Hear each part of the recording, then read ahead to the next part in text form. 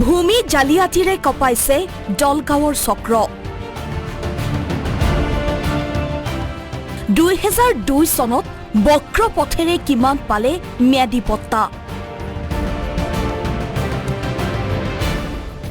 চৰকাৰী মাটি আবণ্টন দিয়াক লৈ দৰং জিলাত কোনে হৰকালে কোটি কোটি টকা তেতিয়াৰ চক্ৰ বিষয়া সুমীৰ চৌধুৰীৰ বিৰুদ্ধে উঠিছে গুৰুতৰ অভিযোগ দৰং জিলাৰ তদানীন্তন উপায়ুক্ত প্ৰণৱ কুমাৰ শৰ্মাৰ বিৰুদ্ধে উঠিছে অভিযোগ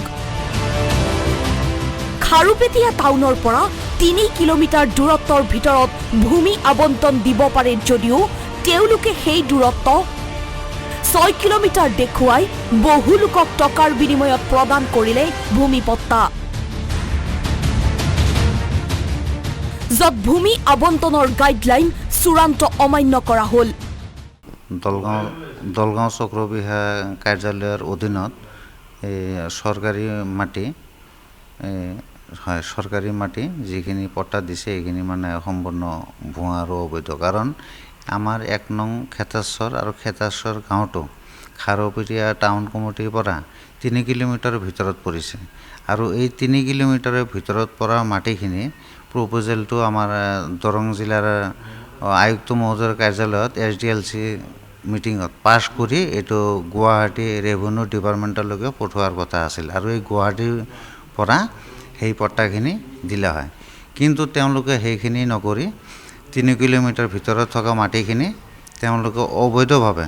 ৰিপৰ্ট দিছে যে 6 কিলোমিটাৰ 5 কিলোমিটাৰ 4 কিলোমিটাৰ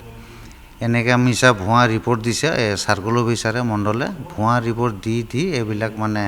SDLC মিটিঙত পাছ কৰিছে RTIৰ তথ্যত উন্মোচিত হৈছে ভূমি কেলেংকাৰীৰ তথ্য RTI কৰ্মী মোহাম্মদ আলী আহমেদৰ হাতলৈ আহিছে কেলেংকাৰীৰ বহু তথ্য কেইবাগৰাকীও ৰাজনৈতিক নেতাৰ হেঁচাত অনিয়মকে নিয়মত পৰিণত হৈছে দলগাঁৱত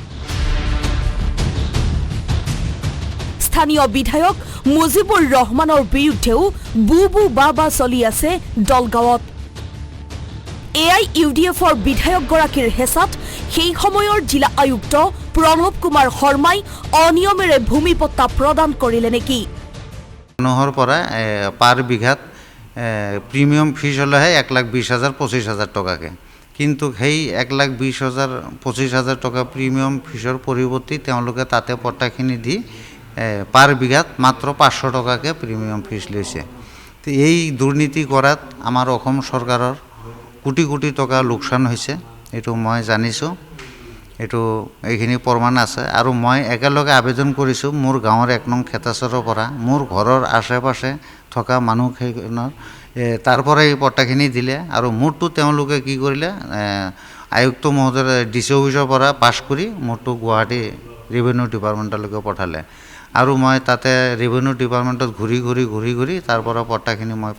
পাছ কৰি নি পট্টাখিনি মই পাইছোঁ কিন্তু মোৰ লগৰখিনি তেওঁলোকৰতো 3 কিলোমিটাৰৰ ভিতৰত আছিল কিন্তু তেওঁলোকে সেই ৰিপৰ্টত দেখাইছে কি 3 কিলোমিটাৰৰ বাহিৰত চৰকাৰী ভূমি কেনেকৈ নিজ খেয়াল খুচি মতে পট্টা প্ৰদান কৰিলে চক্ৰ বিষয়াগৰাকীয়ে ৰাইজৰ দলৰ এখন স্মাৰ্ট পত্ৰতো ভূমি কেলেংকাৰীৰ তথ্য উন্মোচিত হৈছে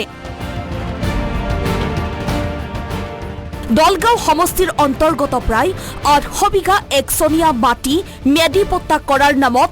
বিঘাই 1,20,000 টকাকৈ 10 কোটি টকা দুজন নেতাই অবৈধভাৱে সংগ্ৰহ কৰাৰ অভিযোগ স্থানীয় বিধায়কগৰাকীৰ নাম লৈ ক্ষিতিশ আৰু নজৰুলে ধন সংগ্ৰহ কৰাৰ কথাবোৰ লাহে লাহে ৰাজহুৱা হৈছে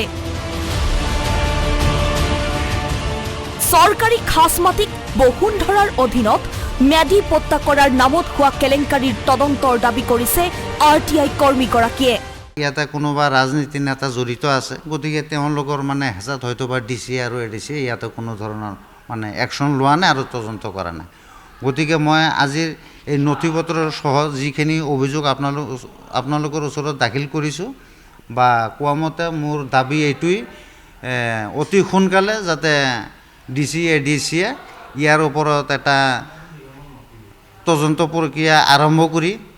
ইয়াৰ ওপৰত অতি সোনকালে এটা একশ্যন ল'ব বুলি আমি দাবী জনাইছোঁ।